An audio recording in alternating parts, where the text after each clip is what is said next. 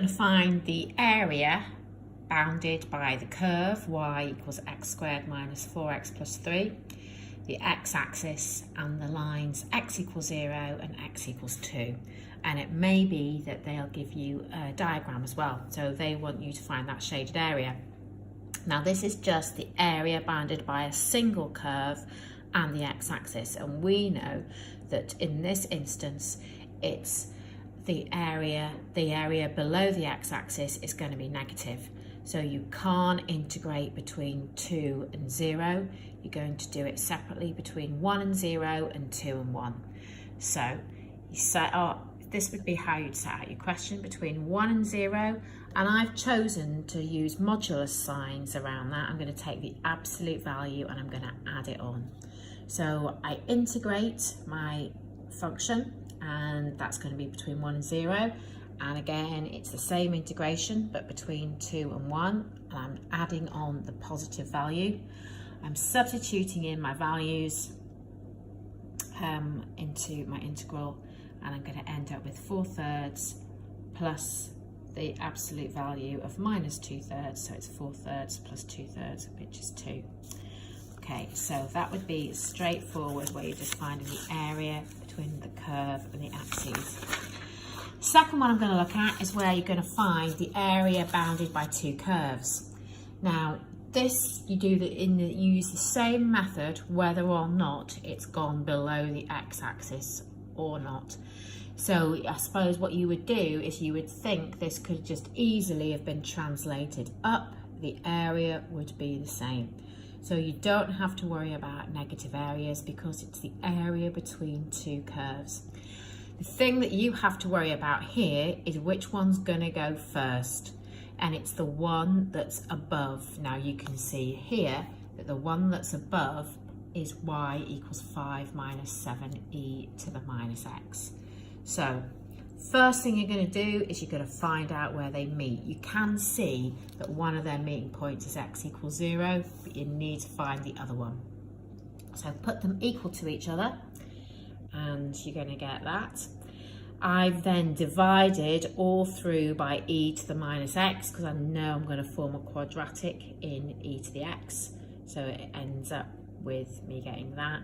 I know I need to put that equal to 0, so I gather everything together.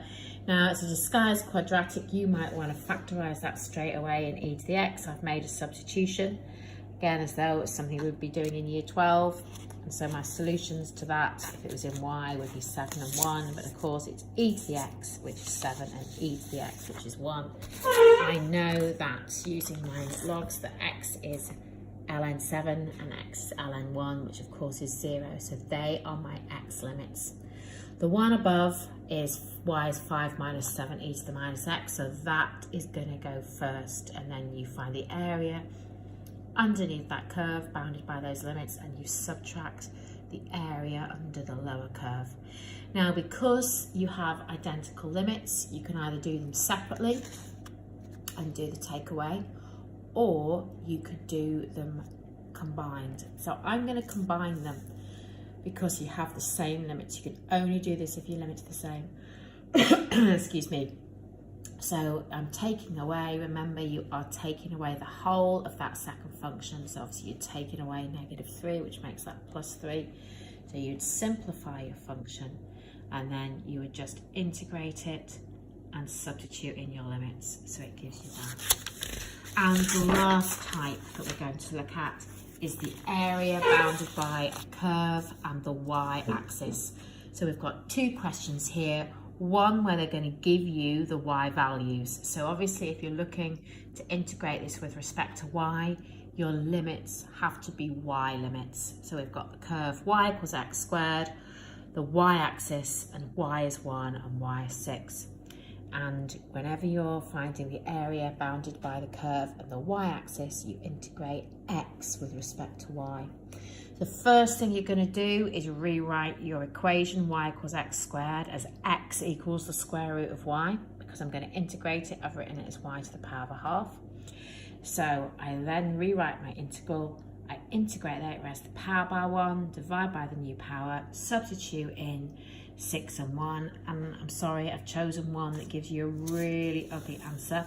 So you're going to get 6 to the 3 over 2, which isn't very nice. That's what really messes this question up a bit.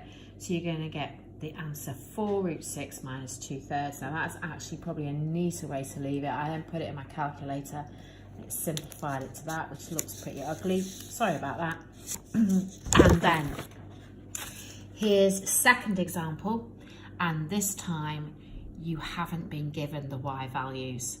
So you've been asked to find the area bounded by the curve and the x-axis. So the curve is y equals 3 over x, and all you know are the x coordinates, not the y. So what you would first need to do is substitute those x's into that expression for y to get your y coordinates. So obviously when x is 6, y will be a half.